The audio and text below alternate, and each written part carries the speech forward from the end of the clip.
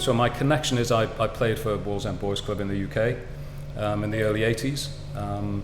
Just ahead of me, 1 or 2 years ahead of me, was Steve Bruce, who went on to play for Manchester United, and just a year or two behind me was Alan Shearer. And most of the players in my team went on to sign professional forms for various clubs.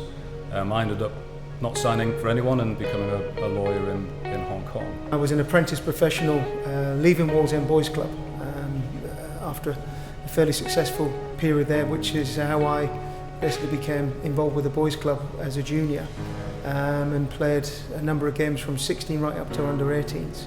And I'm very grateful, obviously, that the club were the first team that put me on the map as a professional footballer, which is why, as the chairman of Wallsend Boys Club Hong Kong, I'm honoured and pleased to be able to try and duplicate what we're doing in the North East. It started a few years ago. Tony Seeley and I, with the Soccer Sevens, put a team in, started to put it on the map, and it's grown from there. We've got good friends with people like Peter Beardsley. We've had the Wallsend Boys Club lunch. Terry McDermott then got involved, and that led us to doing the lunches and doing some fundraising, and then of course Kevin Keegan coming out with Terry McDermott in February.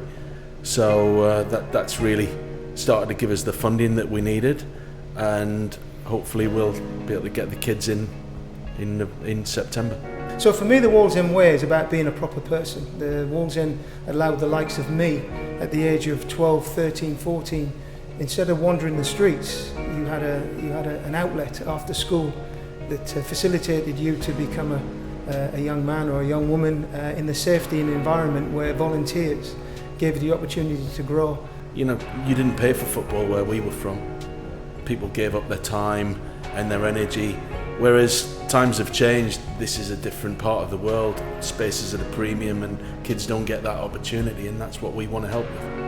The fundraising, the profile raising, but they're all pointing towards our fundamental objective, which is essentially to raise enough money so that we can provide these facilities, and we'll try and bring that philosophy of how we do things. Alan Shearer in November, that's huge. He's here during the international break, so now we've got to organise dinners and a full itinerary, just as we did with Kevin Keegan. British Airways, fantastic last time. They're in again for Alan Shearer. Swires, hopefully.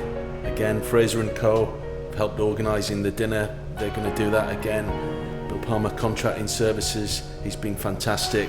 Stephen Crane with iPulse, excellent. So yeah, we've got some good people on board, but there's other people hopefully that we can get involved. We'll be looking to take the brand, God willing, to the likes of Singapore and perhaps Thailand and Vietnam, into other areas and continue to grow the word that we're trying to do. There's two organisations we're partnering with. One is a local government-run set of schools for low-income kids, and the other one we're partnering with is an orphanage.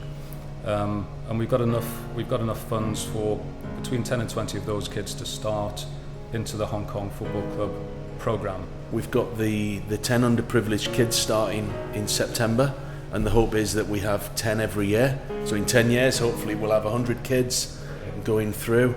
And we really just want anybody that's got the same love and desire to give something back to the community. There's a contact email address on our website, which is wallsendboysclub.com.hk. You can give up your time, you can pledge some money.